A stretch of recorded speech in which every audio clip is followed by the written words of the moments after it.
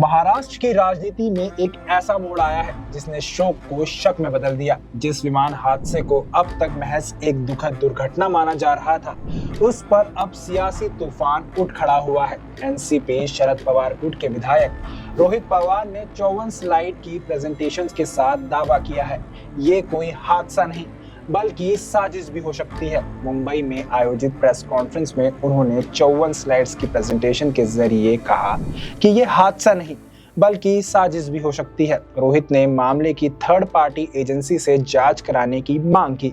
परिवार में साजिश का आरोप लगाने वाले ये पहले सदस्य हैं। 28 जनवरी 2026 को बारामती एयरपोर्ट के पास एक लीयरजेट 45 विमान क्रैश हो गया था। इस हादसे में अजीत पवार समेत 5 लोगों की मौत हो गई थी। शुरुआत में इसे खराब मौसम और लैंडिंग के दौरान हुई गलती बताया गया था। शरद पवार ने भी तुरंत कहा था कि ये हादसा है, कोई साजिश नहीं। लेकिन अब रोहित पवार ने दावा किया है कि इस हादसे में साजिश हो सकती है। इंडियन एक्सप्रेस की एक रिपोर्ट के मुताबिक उन्होंने ये कहा, ये महज दुर्घटना नहीं लगती बल्कि एक सुनियोजित साजिश हो सकती है। रोहित ने कई और सवाल खड़ी करने वाली बातें साझा की। उन्होंने बताया कि अजीत पवार का प्लान पहले कार से पुणे से मुंबई जाने का था, लेकिन आखिरी समय में मीटिंग लंबी होने से प्लेन बुक किया गया। रोहित ने यह भी दावा किया कि विमान की कंपनी VSR के पायलट का पुराना रिकॉर्ड खराब था। उन्होंने व्हाट्सएप चैट्स के स्क्रीनशॉट दिखाए जिसमें पायलट के शराब पीने की आदत का जिक्र था।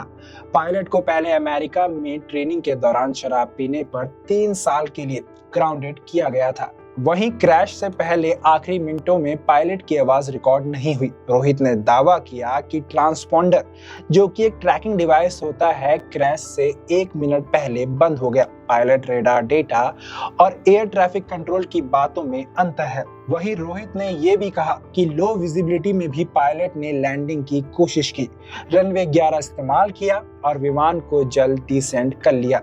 साथ ही रोहित पवार का यह भी कहना है कि महाराष्ट्र की CID इसकी पूरी जांच नहीं कर सकती क्योंकि इसमें एक्सपर्ट एविएशन नॉलेज चाहिए। उन्होंने मांग की कि विदेशी स्वतंत्र एजेंसियां जांच करें, मसलन अमेरिका की NTSB यानी national transportation safety board, France की BEA यानी bureau of inquiry and analysis for civil aviation safety या ब्रिटेन की AAIB air accidents investigation branch. उन्होंने VSR कंपनी के विमानों पर बैन लगाने और VVIP फ्लाइट्स देने वाली कंपनी एरो एयरक्राफ्ट की जांच की भी मांग की है। रोहित ने शरद पवार के बयान का भी बचाव किया। उन्होंने कहा कि हादसे के तुरंत बाद लाखों लोग बारामती आने वाले थे, इसीलिए शरद पवार ने साजिश से इनकार किया ताकि कानून व्यवस्था बिगड़े नहीं। उन्होंने बताया कि 13 दिनों तक सबूत जुटाने के बाद वो खुद यकीन कर चुके हैं कि ये साजिश है। फिलहाल सच्चाई क्या है ये जांच के बाद ही साफ होगा, लेकिन इतना तय है कि रोहित पवार के आरोपों ने इस मामले को महज एक एयर क्रैश से उठाकर राष्ट्रीय और अंतर्राष्ट्रीय जांच के दायरे में ला खड़ा कर दिया है। अब सवाल सिर्फ एक परिवार का या एक पार्टी का नहीं बल्कि एविएशन सेफ्टी, राजनीतिक पारदर्शिता और न्याय का है।